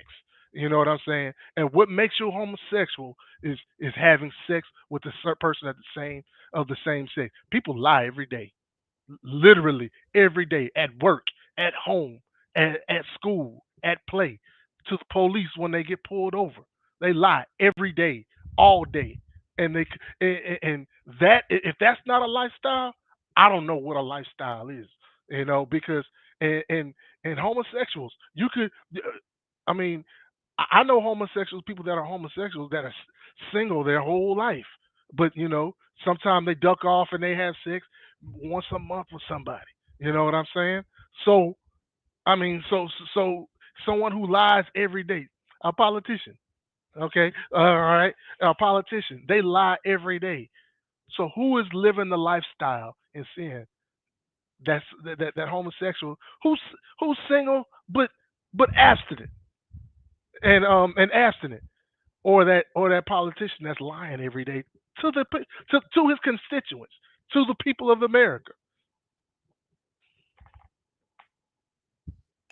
okay, I get that, but even if, but you still like, okay, we're gonna take that last example that you just gave.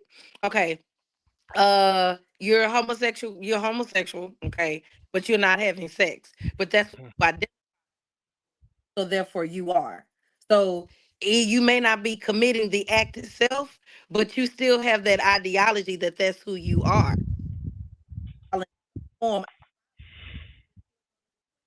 Now, those other behaviors, the question becomes, is it lawful, sinful? I don't know. It depends on what it is. Like, it's like, okay, I'm a homosexual, I'm not having sex, but every Saturday I go hang out at the gay clubs.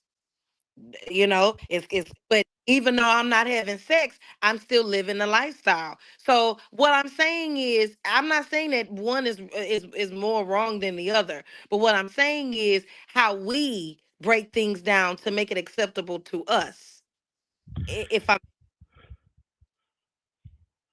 I hear you. I hear you. But that's a thing. I mean, you're on a slippery slope. That lifestyle, like go hang out at the gay club. You got people at the gay club in the Bible that's trying to preach that gayness out of them. Now they hanging out at the gay club, but they not having sex with people. But they at the gay club every week. That doesn't mean that they're living that, they're participating in that lifestyle. You know what I'm saying? So are they committing? Are they committing the sin of homosexuality? I mean, that's something to debate. Like, I'm gonna say this. I think this is where the judging part comes in because mhm, he's right. I gotta say he's right. If you're lying consistently, that's a lifestyle. If you're fornicating, that's a lifestyle. Some people watch porn and masturbate. Like that's an issue. When we talk about the issues of sin, we need to take that, each individual should take that to God, and that's scriptural. We all fall short. We do fall short. And that's the whole moving of the goalpost thing again that we all suffer from. It's like, okay, well, what's right, what's wrong? This is better than that. Because I think if we're going to defend lying, it's because we feel like sometimes we might have to lie. Or if we're defending sexual immorality, well, sometimes we might want to go get our rocks off. If we're just being honest, it is all bad. So we are encouraged to take that in prayer and go to God on that. I mean, mhm. I'll say that. But what that doesn't negate is it's wrong. Right. It's It wrong. doesn't it doesn't change that it's wrong. So I mean, you know, my whole thing again was when I was talking about the liberal mindset is, hey, a lot. Okay, I'm gonna. We have been cooking for like 2 hours, so we're gonna be wrapping this up. But I want to say that is my issue with the Liberal Party is they push a lot of immorality and they make a lot of excuses for it. And then when I say I don't want to support that, I'd rather support racism because I can deal with racism over immorality. Then it's like, oh, that's the reason why. That's the only reason why. It's gonna always be this here. It's gonna always be that. We excuse it. Just like when you asked her, hey, what about lying? And it seemed like she was kind of like making concessions for it. I think that's the same thing that liberal people do for a lot of things that I think are just terribly perverse. And I'm somebody who on this channel does not mind talking about my own life and does not mind saying that I've lived a bad lifestyle and does not, I condemn my actions and I try to do as best as I can. Hey, I literally do that. So I would rather go with a party that I feel like at least on that end exemplifies what I believe in than the opposite party. Now, when we get into the nuances, racism and all of that, I think they are racist. And that party also commits sin of judgment. You see what I'm saying? That party judges other they judge people that live that alternative lifestyle. And that ain't no better than the people that live that lifestyle. I'm sorry. I didn't make it up. The Most High did. You know what I'm saying? This nigga, That's not dog. that's not my law. It's his law. I just try to follow. Hey, him and Rob, like, dog, having y'all, it's kind of like Double Dragon. Like, you see it's like twins. They like it Tomax and Saymont, like from dog, it is G.I. Joe. crazy how y'all are so much alike, man. But hey, look, we had a great show. This is what we do here. I want to say this before we get out of here. I think that I get kind of like put in this position as red pill, I'm MAGA, I'm a lot of different things. That's what they say. But as you can see, we got Brett here. You know what I'm saying? We don't have to agree. We have some things we agree on. Rob does this a lot. He pushes back. But we're here to have uncomfortable, controversial conversations for a reason, because I believe those type of conversations progress society. I believe if we can sit down and do it, Brett, that aids to your type of idea that, hey, we can all at least coexist, because we do have to coexist. We're going to have different ideologies and different beliefs. So y'all hit that like button, hit the subscribe button. It's the Charm Hour. We're on the 50,000 sub campaign here on the channel. We want 50,000 people here of all walks, all races, all beliefs. It doesn't matter. So we can have conversation with each other in hopes that we can progress society. This has been a great show. I can't wait to cut the clips up. I can't wait to see get some numbers and comments. And I can't wait for the next show, man. Love y'all. Peace. Oh, Charm God.